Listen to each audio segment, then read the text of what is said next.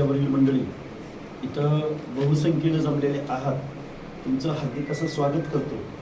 आणि आता माझ्याकडं आयोजकांनी कागद दिलेला आहे. मी या मान्यवर मंडळींची नावं घेतो. खरं तर मी डायरेक्ट मुद्द्यावर येणार होतो, पण चला ना.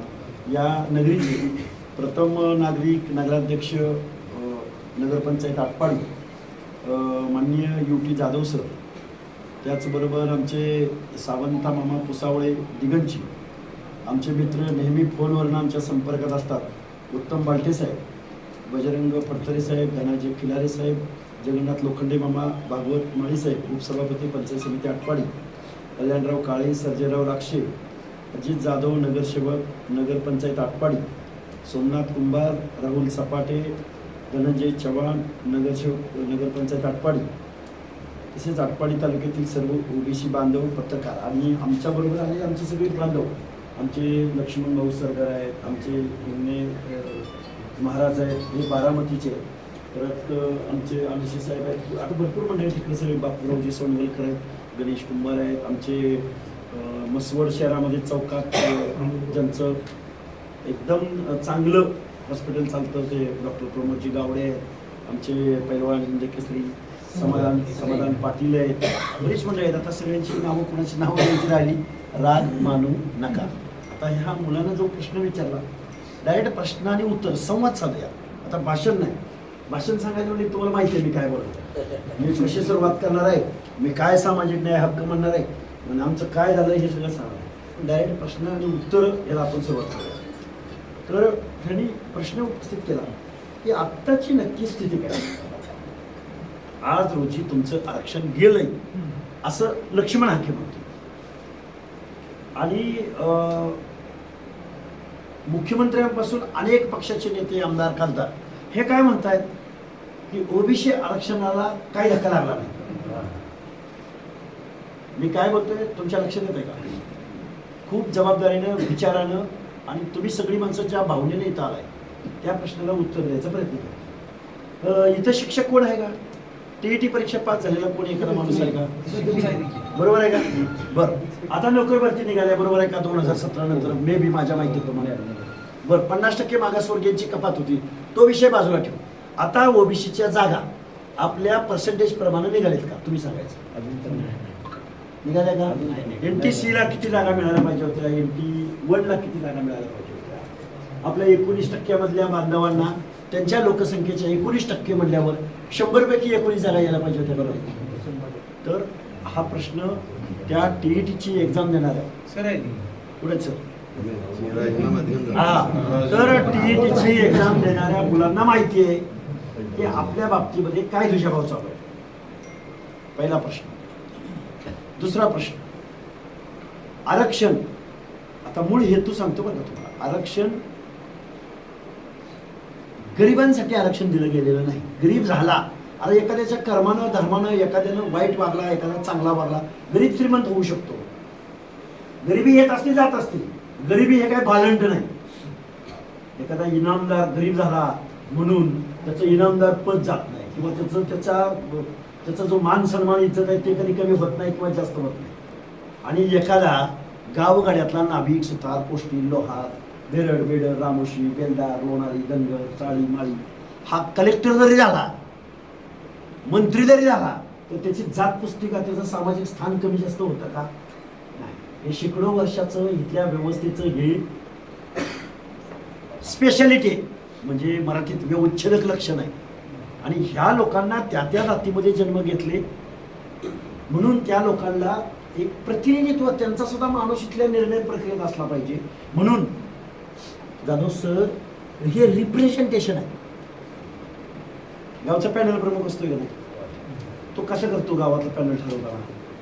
तो एक समतोल साधतो. समतोल म्हणजे नायकाच्या वस्तीवरचा एक जण घ्या, तिकडे पुजारीची वस्ती आहे, धनगराची वस्ती, तिथला एक जण घ्या, हिथला एक जण घ्या, हिथला एक जण घ्या. त्याचं काय धोरण असतंय की सगळ्यांचं प्रतिनिधित्व आपण घेतलं तर सगळ्यांची मतं आपल्याला पडणार आहेत आणि आपण आपलं पॅनल येणार.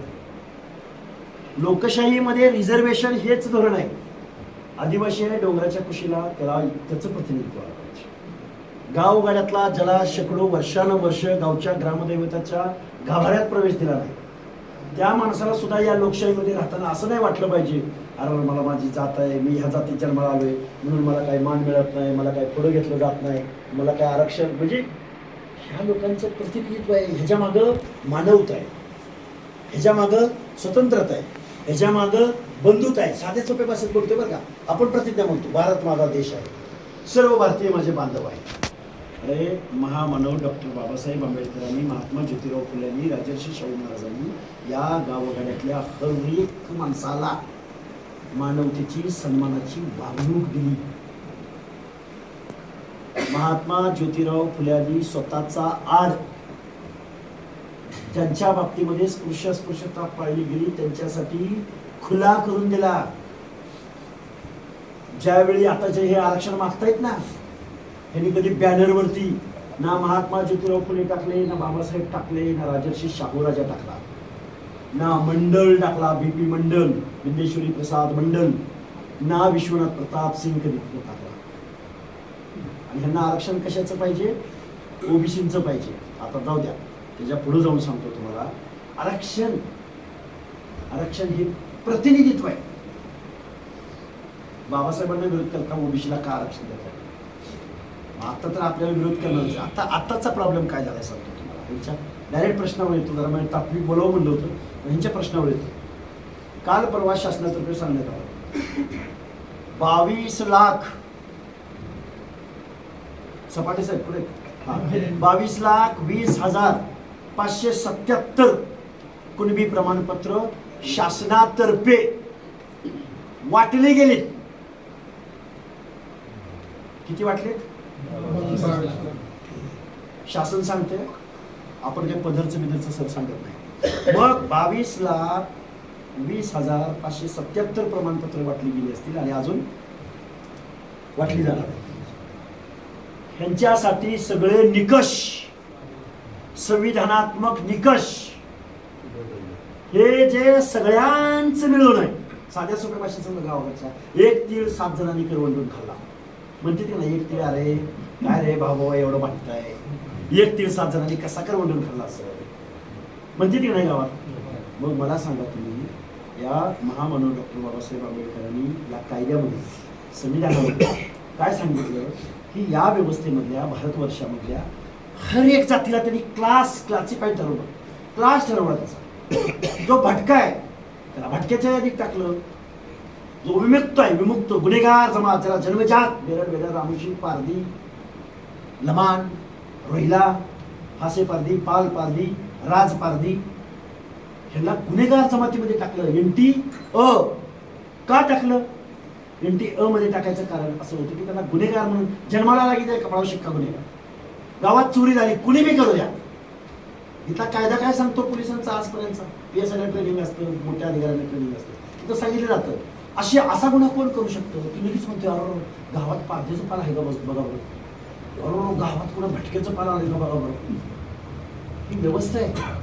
मग हे कायदा, हे संविधान, लोकशाही काय म्हणते की अरे ह्या विमुक्त जातीत, गुन्हेगार जाते, त्यांना माणूस म्हणून जगू दिलं नाही, त्यांना गुन्हेगार म्हणून त्यांच्या कपाळावर शिक्का बसलाय. त्या माणसाला सुद्धा सन्मानाची वागणूक द्या, त्याला गावात एखादं घर उपलब्ध करून द्या, तो स्थिर होईल एका जागेवर, त्याची लेकरं बाळं शाळेत जातील आणि मग शाळेत गेल्यानंतर ती माणसाप्रमाणे चांगला पेहराव करते, माणसाप्रमाणे चांगलं ज्ञान घेते. ती कुठं असं चोरी करणं गुन्हा आहे, अरे हे गेलं की कवाच. पण त्या माणसाची जात काय अजून गेलेली नाही. आता विषय उरतो कुठं की तुमचं आरक्षण गेलंय का राहिलं. मी काही आता ठोकाळ एक 10 उदाहरण तुमच्यासमोर मांडतो. पहिलं उदाहरण मानतो पुणे महानगरपालिकेचं. पुणे महानगरपालिकेत 42 जागा ओबीसीला राखीव होत्या. 42 पैकी 31 जागा मराठा कुणबी समाजाने घेतल्या. राहिले तुमचं आरक्षण. बर, पुण्याच्या जवळ एक प्रसंगी उरळीच्या दरम्यान एक नगर परिषद आता अस्तित्वात आहे. तिथं 9 जागा ओबीसीला राखीव होत्या. आता मी माझं पदरचं सांगत नाही, खोटं सांगायचं कारण नाही. उद्या तुम्ही इन्क्वायरी करू शकता. तर मी तुम्हाला खोटं बोलायचो, माहिती काढल्यावर त्याला काय अर्थ आहे. तर तिथं 9 जागा ओबीसीसाठी राखीव होत्या. 9 पैकी 9 जागा मराठा कुणबीने घेतल्या. आता झालं सातारा जिल्हा परिषद अध्यक्षपद. आता लक्ष्मणराव आता मेजर ओबीसीचा रोल येतो. माळी असेल, धनगर असेल, वंजारी असेल, गावगाड्यातला तेली असेल, लिंगायत असेल. आता मायक्रो ओबीसी काय कधी बिचारा अजून पोटाच्या बाहेर काय आलेला नाही. त्याची अजून पोटाची भ्रांतच सुटलेली नाही. बरोबर आहे का? मायक्रो एक घर आहे, कसं राजकारण करेल तो? पण या ओबीसी आरक्षणामुळे भगवान फुलसुंदर नावाचा सोलाराचा एक महापौर झालाच होता ना. मी लय उदाहरण सांगेन, कुंभाराचं सांगेन, सुताराचं सांगेन, पाटलाचं सांगेन. रवींद्र वायकर नावाचा एक माणूस कुठल्या तरी कसल्या तरी आरक्षणामुळे कशामुळे तरी त्या मुंबई महानगरपालिकेत मुंबईमधील लीडर म्हणून उद्या आला. खैरे साहेब आपले. म्हणजे तर आता मला एक सांगा, एक आहे पार्ट मेजर ओबीसीचा आणि एक आहे पार्ट मायक्रो ओबीसीचा. आता प्रॉब्लेम काय झाला की आता ओबीसीचं आरक्षण गेलंय, हे वाचवण्याची जिम्मेदारी कोणाची? आपली मेजर पॉकेटच्या पॉकेट. काय म्हणतोय मी? पॉकेटच्या पॉकेट धनगर समाजाचे, पॉकेटच्या पॉकेट माळी समाजाचे, पॉकेटच्या पॉकेट बंजारा वंजारी समाजाचे, लिंगायत समाजाचे, तेली समाजाचे. 6 जाती मेजर आहेत आणि बाकीच्या छोट्या छोट्या छोट्या छोट्या छोट्या गावगाड्यात. आता आपल्यात लावून द्यायसाठी काय म्हणते ती, हाके सर तू तुझ्या जातीचं बघ ना.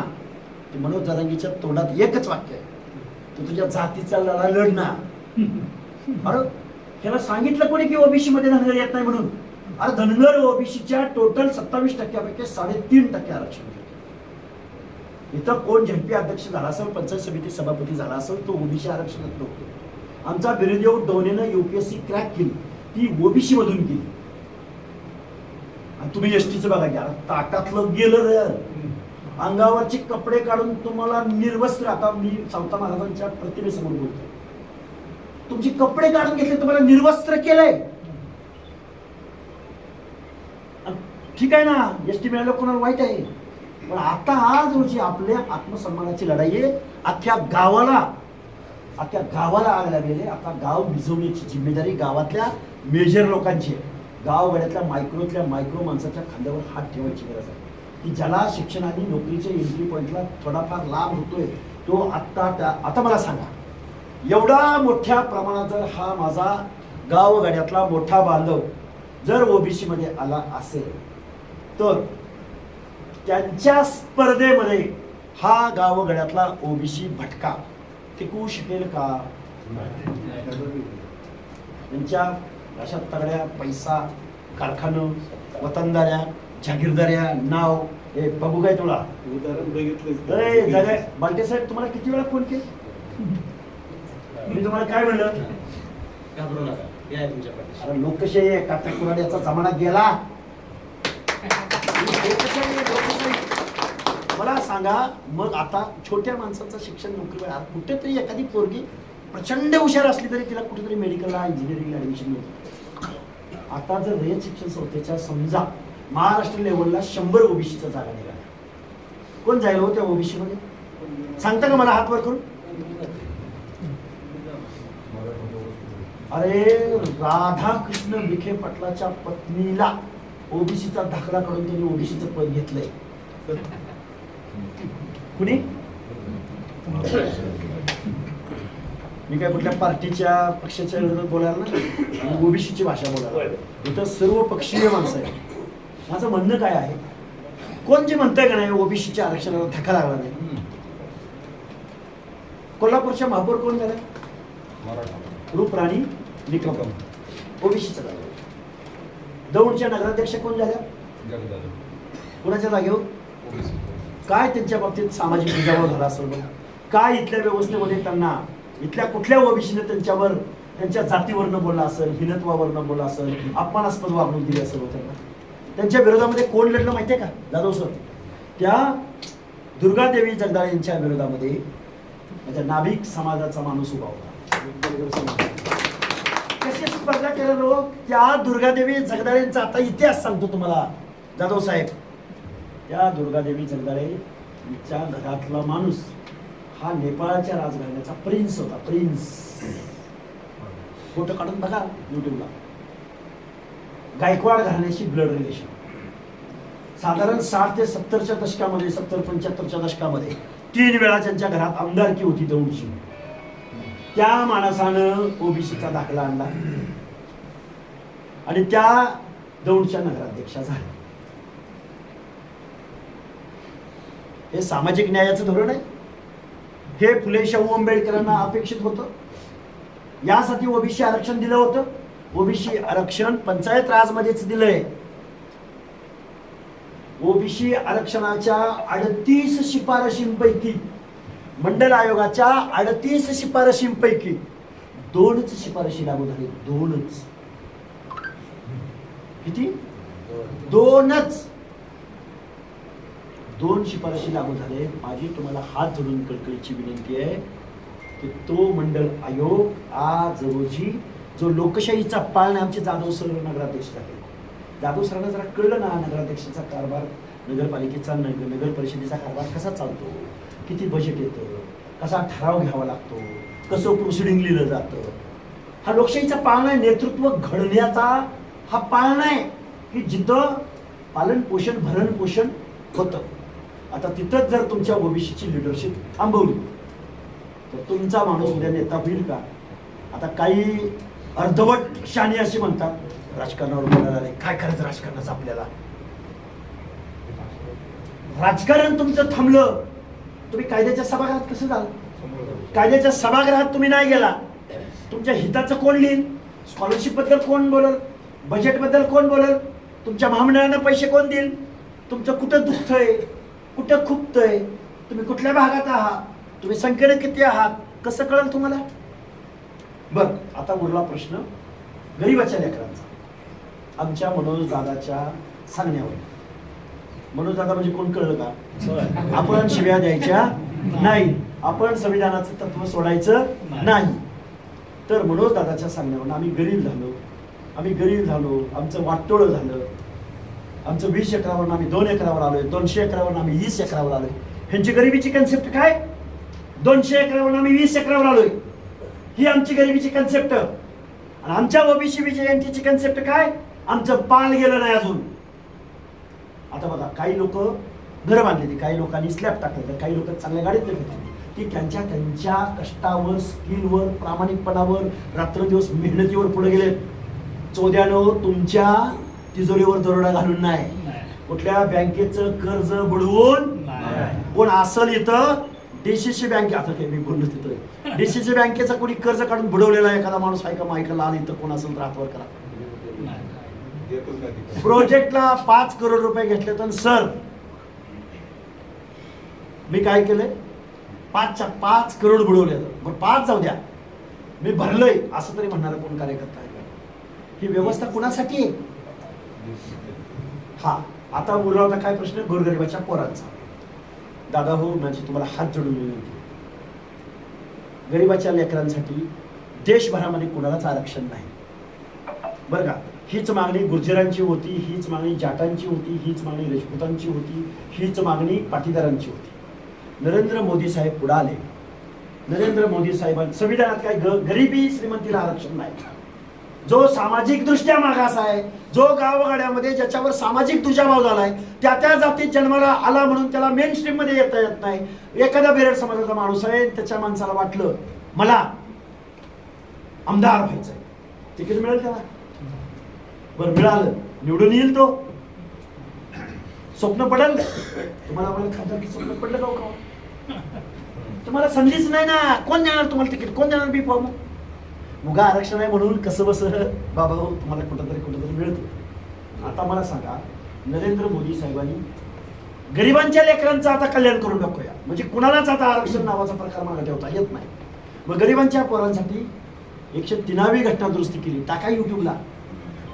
103वी घटना दुरुस्ती केली. त्या घटनेत त्याचा उद्देश असा होता की ज्या माणसाला आरक्षण कुठलंच घेता आलं नाही पण तो गरीब झालाय, अहो संविधानाला मान्य नव्हतं, बाबासाहेबांना मान्य नव्हतं ईडब्ल्यूएस आरक्षण, तरी सुद्धा घटनेमध्ये दुरुस्ती केली, बदल केला घटना दुरुस्तीत. 103वी घटना दुरुस्ती केली आणि ईडब्ल्यूएसचं आरक्षण. हे झालं देश पातळीवर. आता महाराष्ट्रामध्ये एकनाथराव शिंदे मुख्यमंत्री, स्वर्गीय अजितदादा पवार उपमुख्यमंत्री आणि देवेंद्र भाऊ उपमुख्यमंत्री, ह्याने एक कायदा आणला स्पेशल SC/BC. दादा सर SC/BC ला 10% आरक्षण आणि जातीला आरक्षण देता येत नाही बरं का. जातीला आरक्षण देता आलं असतं तर फक्त धनगराला एकट्याला काहीतरी दिलं असतं, किंवा बंजाराला एकट्याला काहीतरी दिलं असतं, किंवा नाभिकाला एकट्याला. क्लासला रिझर्वेशन मिळतं, क्लासला, कास्टला नाही, क्लासला. मग आता ओबीसीचं आरक्षण ही क्लास आहे, कास्ट नाही. बर, आता प्रश्न उरला कुठं? गरीबाच्या पोरांचा. हे SC/BCचं आरक्षण, EWSचं आरक्षण. आता आमच्या लेकराबाळासाठी, आमच्या शिक्षण नोकऱ्यासाठी म्हणतोय ना माणूस, त्याला कोणीतरी सांगा की EWSचा आणि SC/BCचा मेरिटचा कट ऑफ हा OBC पेक्षा कमी आहे. फायदा कुठं होणार आहे? लेकराबाळाचाच प्रश्न असेल तर EWS मध्ये आणि SC/BC. पण तो म्हणतो आम्हाला कशावर आरक्षण पाहिजे? OBC. आता तुम्ही डाव वळका. गावगाड्यातला माणूस सरपंच पदापासून नगरसेवक, नगराध्यक्ष, महापौर, सरपंच, पंचायती, झडपी, ही जी काही तुमची एक एक एक एक माणसं पुढे येऊन झेंड्याची दोरी ओढत होते ना, ते त्यांना नको आहे. आणि ते का नको आहे ते सांगतो तुम्हाला. कारण तुमचं राजकीय नेतृत्व गावातच थांबवलं जाणार आहे. आणि मग गावच्या सरपंचापासून OBC म्हणजे आम्हीच, ओपनच्या 50 काय ते 25, 30, 50 काय असतील ते पण आम्हीच, SC/BC मध्ये आम्हीच, EWS म्हणजे आम्हीच, कारखानदारी पण आमचीच, आमदारकीमध्ये मक्तेदारी आमचीच, खासदार. आता काय सांगू ते सांगू राहू, कारखाने कुणाचे, बँका कुणाच्या, काय काय काय बोलू. आरक्षण पिछडा वर्ग म्हणजे काय? OBC म्हणजे काय? अदर बॅकवर्ड क्लास, इतर मागास वर्ग. मागास वर्ग असं का म्हटलं गेलं? आता आपण इथं बसलो, आता आम्ही मेन स्ट्रीम मध्ये 4 जण आहे. मागास हिंदीमध्ये काय? पिछडा. सगळ्यात पिछडा कोण आहे? लास्टला बसलेली ती मागची लाईन. आता इथं आम्ही बसलो, ही लोकशाहीचं इथं काहीतरी वाटप चालू आहे समजा, म्हणजे मान असो, सन्मान असो, किंवा काय BPL असो, किंवा काही असो. तर सगळ्यात मागं कोण बसलंय? ज्याला इथपर्यंत येता आलं नाही, भले त्याची संख्या गावच, फॉर एक्झाम्पल धनगर. आता राग मानू नका, 2 नंबर लोकसंख्या. काय म्हणते माहिती आहे का? धनगराला दिलंय, माळ्याला दिलंय, मग आम्हाला का नाही? बघा जरंगी म्हणतो, बघा लय आमच्या वाट्याचं खाल्लंय, मी तुझ्या बापाच्या वाट्याचं खाल्लंय. अरे मिळालं 94ला, मिळालं 94ला.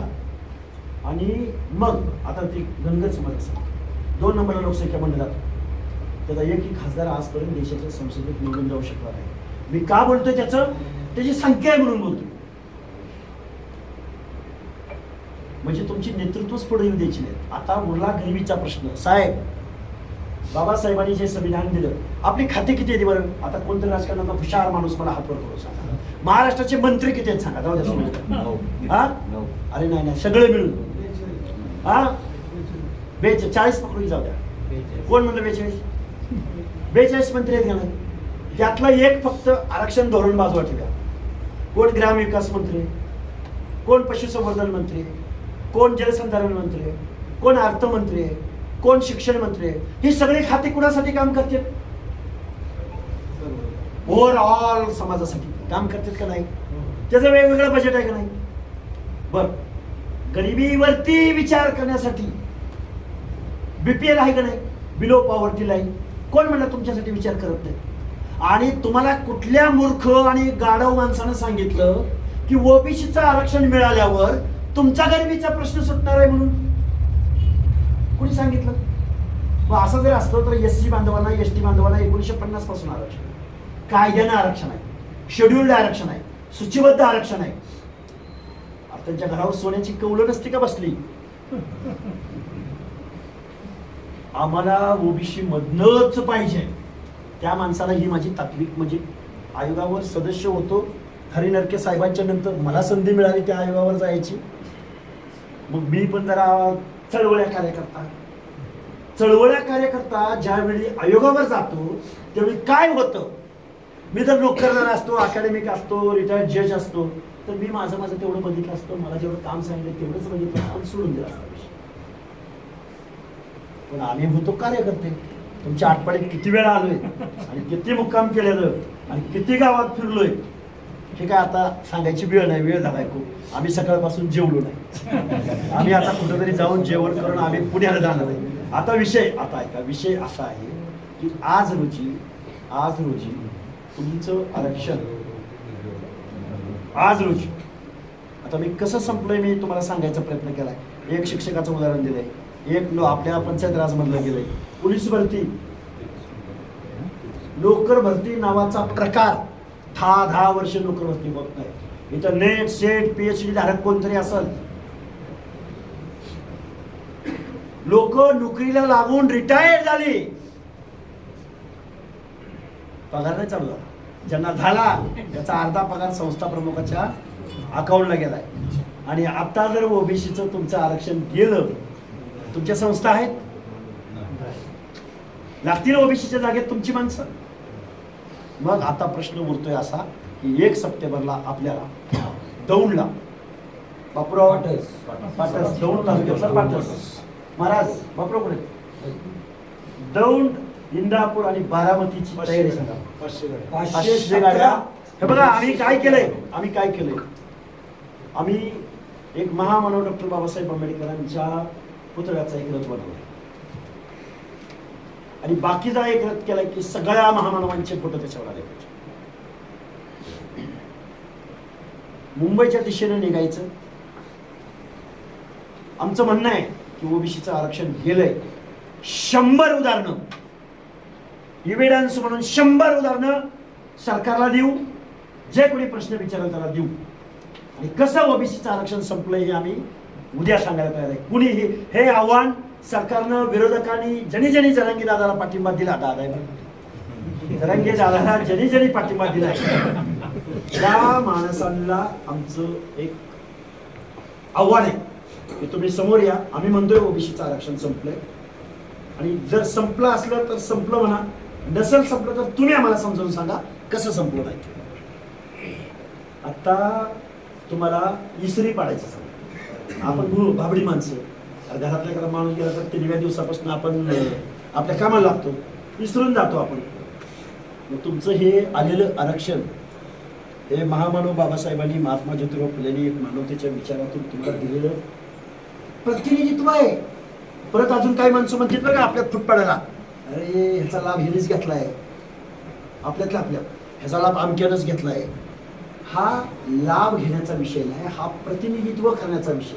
बरं सांगा, कलेक्टर प्रत्येक जातीतला कलेक्टर होईल का? आपल्या 300-350 जाती होईल का कलेक्टर? नाही.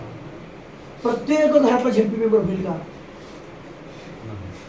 नाही होणार. मग त्याला काय की या व्यवस्थेमध्ये या जिल्ह्याचं धोरण जिल्ह्याच्या ठिकाणी घडणार आहे, ठरणार आहे. तिथं या ओबीसीचा एक माणूस गेलाय आणि तो जिल्हा परिषद अध्यक्ष झालाय. विकास समतोल झाला पाहिजे. विकास असमतोल आणि काही लोकांच्या घरातच नाही गेला पाहिजे. विकास नावाचं जे काही मॉडेल आहे ते मॉडेल ओबीसींच्या वाड्या वस्त्यावर, तांड्यावर सुद्धा गेलं पाहिजे. म्हणून ओबीसीचं रिझर्वेशन आहे. मग आता साताऱ्याचा जर जिल्हा परिषद अध्यक्ष जर अशा पद्धतीने होत असेल, तुमचे प्रश्न सोडवल कोण? बरं, ज्याचं प्रतिनिधित्व नाही त्याला आरक्षण आहे. मग आता आमच्या मोठ्या भावाचं प्रतिनिधित्व कशात नाही? म्हणून बाबांनो, जे काही चालू आहे, कारण इथले पुढारी तुमच्या बाजूने का बोलत नाहीत ते सांगतो. कारण तुमची बाजू मांडणारा कोण एखादा फटका कार्यकर्ता असतो, महाराज तुम्ही असो, मी असो, लक्ष्मणराव असो, किंवा तुम्ही असो, किंवा कोण असो, किंवा सर असो, त्याच्या मागं ओबीसी ताकदीनं उभा राहत नाही. बालके साहेबांनी काय खंत व्यक्त केली, आम्ही ठरवलं काळे झेंडे दाखवायचे. 4 जांबाज माणसं अशी निघाली की ज्यांनी मीडियाची दखल घ्यायला लावली आणि विखुरलेल्या, झोपलेल्या, आपल्या कामात व्यस्त असणाऱ्या, माझं घर भलं, माझा प्रपंच भला, माझं लेकरू भलं, आणि ज्या दिवशी कास्ट व्हॅलिडिटी 6 महिने माझ्या ओबीसी बांधवाला मिळत नाही, त्यावेळी मला गडचिरोलीवरनं फोन येतो. मी मला मोठेपणा अजिबात देवावं सांगायचं नाही, मी कोण मोठा नाही. ज्यावेळी मला नांदेडवरनं, हिंगोलीवरनं फोन येतो, सर मला व्हॅलिडिटीच मिळत नाही. कोण कुणाचा असतो? भटक्याचा असतो, ओबीसी मधल्या छोट्या पुरावाच देता येईल व्यवस्था. मुलीचं ऍडमिशन तर झालंय, नुसती पावती दिली आपण. काय म्हणतो मी तुमच्या लक्षात येत आहे? त्यावेळी त्याला तो क्लास आठवतो, त्यावेळी त्याला ते ओबीसी सर्टिफिकेट आठवतं, त्यावेळी त्याला ते विजयंतीचं सर्टिफिकेट आठवतं. पण कोणतरी माणूस आपल्या अनाथ माते कालवायला निघालाय, त्याला विरोध दर्शवणारी 4 माणसं पुढे येते, त्याला सपोर्ट नाही भेटत. दुर्दैव आहे. आता पगड जातीमध्ये भांडणं लावलेत महाराष्ट्रात. ज्या देशाला दिशा दिली फुले शाहू आंबेडकरांनी, समतेचा विचार, स्वतंत्रतेचा विचार, लोकशाहीचा विचार, त्या फुले शाहू आंबेडकरांच्या महाराष्ट्रामध्ये तुमचं काय मातेरं झालंय हे तुम्हाला ह्या 5 वर्षात कळणार नाही. एकटा काय काय त्याचं नाव, राग मानू नका बरं का, तुमचा कोणाचा तरी नेता बी असू शकतो. नाही हो, नेत्याचं नाव नाही घेतलं तुमचं. हा, तानाजीराव पाटील माझे मित्र आहेत बरं का, विचार. तर आता तुम्हाला एकच दिसतोय जे ओबीसीच्या जागा. पुढे तुमच्या ओबीसीच्या जागा 5 वर्ष जाऊ. मी आज सावता महाराजांच्या मंदिरात तुमच्या हक्क अधिकाराचं काय झालंय वाटतं हे मला जेवढं उमगलंय तेवढं तुम्हाला सांगायला आलं. आता आपले कोण नेते असतील, मंत्रिमंडळात असतील, ओबीसीचे 9 मंत्री आहेत मंत्रिमंडळात, ते बिचारे बोलत नाहीत. ते का बोलत नाहीत ते कारण सांगतो. ते का बोलत नाही, तुम्ही त्यांना अडचणीत टाकू नका. ती जिम्मेदारी आपण आपल्या खांद्यावर घेऊ. आपले 4 माणसं मंत्रिमंडळात बसलेत, बसू द्या. अरे कुठंतरी गेलं तर कधी तर त्यांच्या अरे ये रे लगा आपला माणूस आहे एवढं तरी म्हणल, हे थांबा रे तुम्ही जरा सगळे बाजूला, हाकेसरांना आत येऊ द्या. किंवा आमचे बालटे साहेब आलेत, हिंगणे महाराज आलेत, लक्ष्मणराव सरगर आलेत, किंवा गावडे डॉक्टर आले, कोण तर म्हणेल अरे थांबा त्यांना येऊ द्या, तुम्ही जरा बाजूला बसा, त्यांना त्यांचं काम करू द्या. पण तुम्ही ज्यावेळी उठाव करून उठाल, हे सगळे बाददार जाहीर बोलतील. मी काय बोलतोय, तुम्हीच जरी एकत्र नाही, तुमची संख्या नक्की किती आहे? 30. आला ती काल परवा प्रसाद लाड म्हणलं, ह्याच्या मागे 4 माणसं नाहीत पडला. आमच्या मनोज दादाने आवाज दिला 5-50 हे ह्याच्या मोबाईल बरोबर पण आहे, बघा तुम्ही. जाऊ की आपण थांबा 5-50 हजार माणसं गोळा होते मला. म्हणजे लोकशाहीमध्ये महामानव बाबासाहेबांनी मायक्रोतल्या मायक्रो शेवटच्या घटक एक गावात घर आहे, त्या माणसाला सुद्धा सन्मानाने जगायची तरतूद या लोकशाहीमध्ये करून ठेवली. नुसते भूतदया नाही दाखवली बाबासाहेबांनी. तू एकटाच गावात तुझ्या मताला जेवढी किंमत, तेवढी मतदार जागीरदाराच्या मताला सुद्धा तेवढीच किंमत. मग तू राजा आहेस का गुलाम आहेस? लोकशाहीचं महत्व समजून घ्या.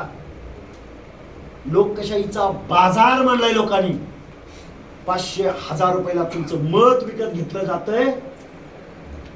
त्या 500 रुपयाला मत विकण्यानं, 1000 रुपयाला मत विकण्यानं आमच्या वाडीवर 10 लाख आलं. आमच्या गावात 25 लाख आले, आमच्या गावात 40 लाख आले.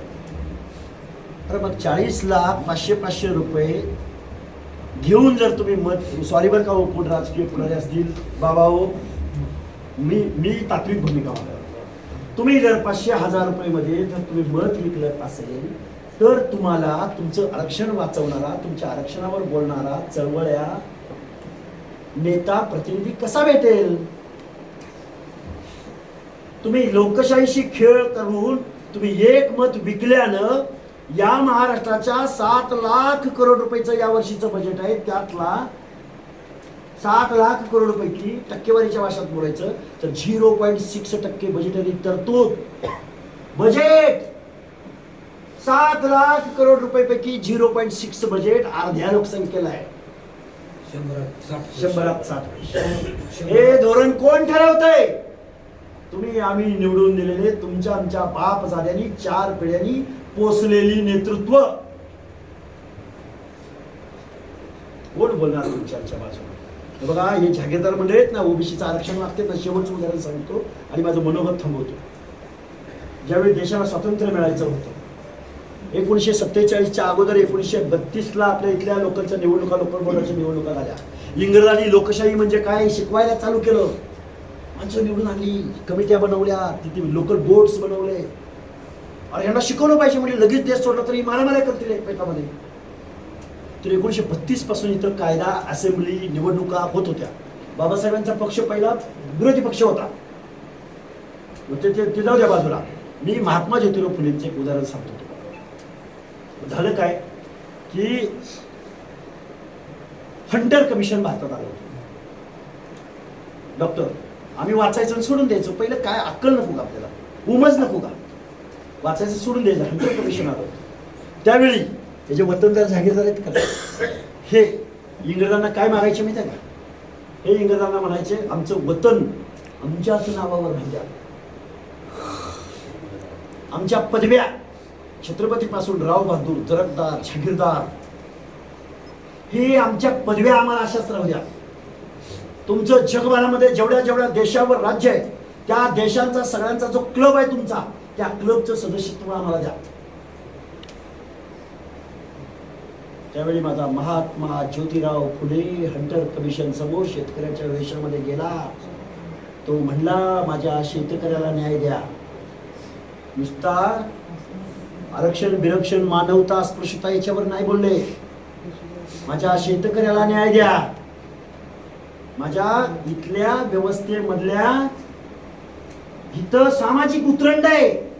तुमच्या देशामध्ये आहे रे नाही रे, गरीब किंवा श्रीमंत, तुमच्या देशामध्ये काळा अथवा गोरा, कृष्णवर्णीय अथवा श्वेतवर्णीय, पण आमच्या इथं तसं नाही. आमच्या इथं सामाजिक उतरंड आहे.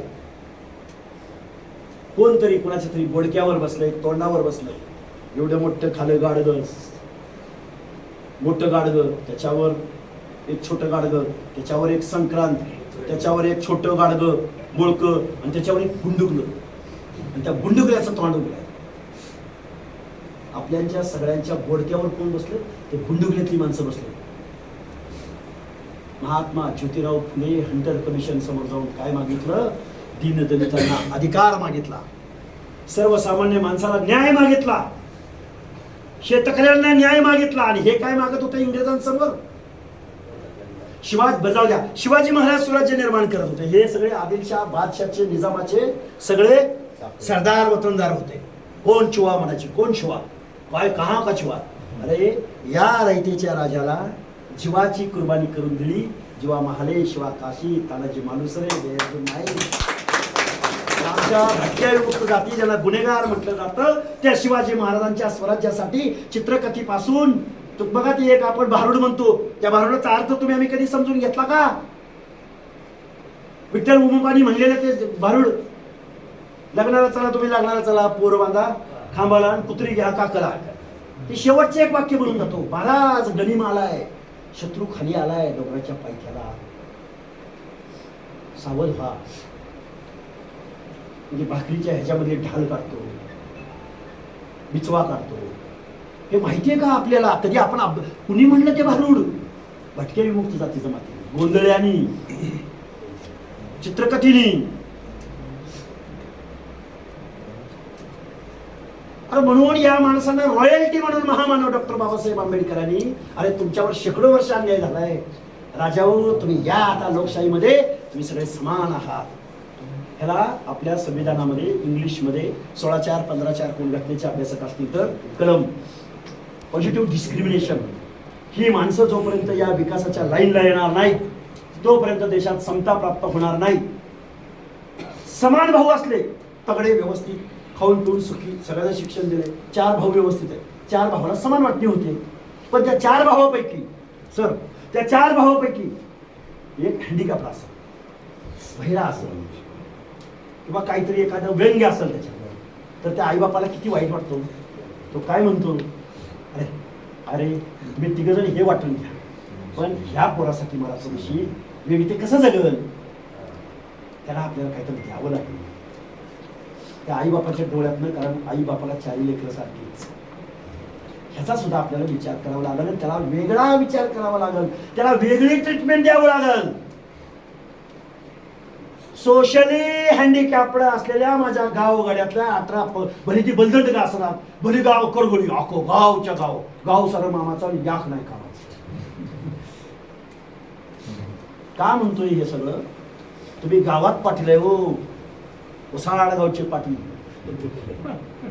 अरे इकडं आलं गावाकडं आमच्या भागात आलं ना, कोळ्याला गेलो ना, कोळ्याच्या चौकात उभा राहिलं नसाय, तुमच्या शेजारचं आहे म्हणून सांगतो. कोळ्याच्या चौकात उभा राहिले की हाके सरला मला असं वाटतं काय गरज आहे रे आपल्याला आरक्षणाची. 1000 पोरं एका शब्दात गोळा करतो कोळ्यात, चला उद्या 10 वाजता येतोय पोरांनो या. कशाला पाहिजे आरक्षण, एवढी माणसं एवढी संख्या असेल तर. ज्यावेळी महाराष्ट्राच्या मंत्रिमंडळाची यादी बघतो ना, अरे एक माणूस दिसत नाही, एक तुमचा माणूस दिसत.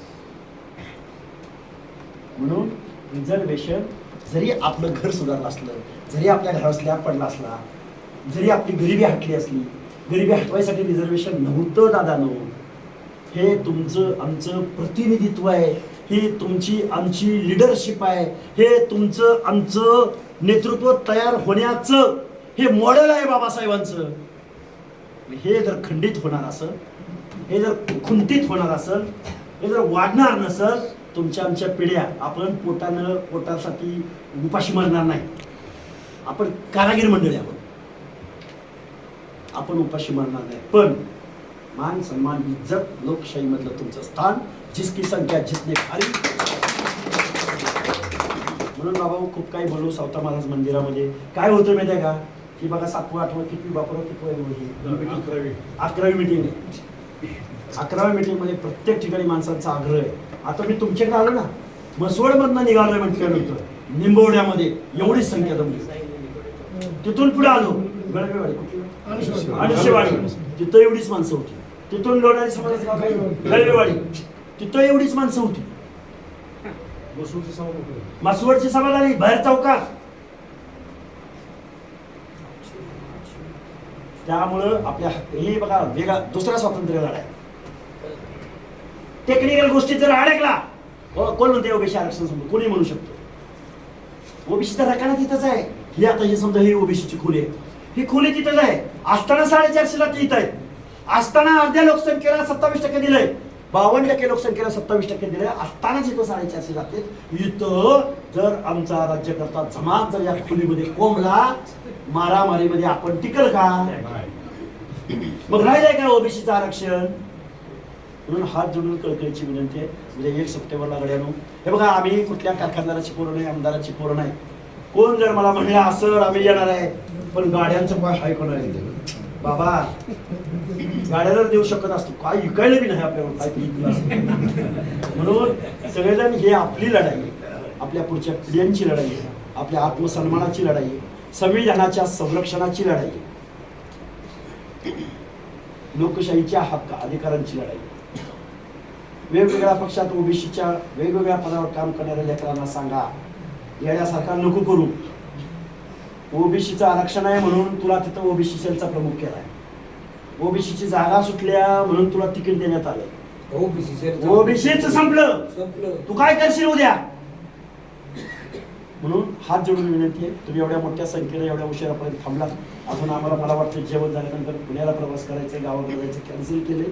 तुम्ही सगळेजण मोठ्या ताकदीनं 1 सप्टेंबरच्या लढ्यात सामील व्हाल एवढी आशावाद व्यक्त करतो. आणि सावता महाराज मंदिरामध्ये एवढा चांगला नेटका सुरेख, आता तुम्ही आहे म्हणल्यावर आम्हाला अडचण नाही, पण उद्या जर आपलं जर रिझर्वेशन संपलंच आहे, कशाला आलंय कुठं आम्हाला, आम्ही असा गेला काही आला काय.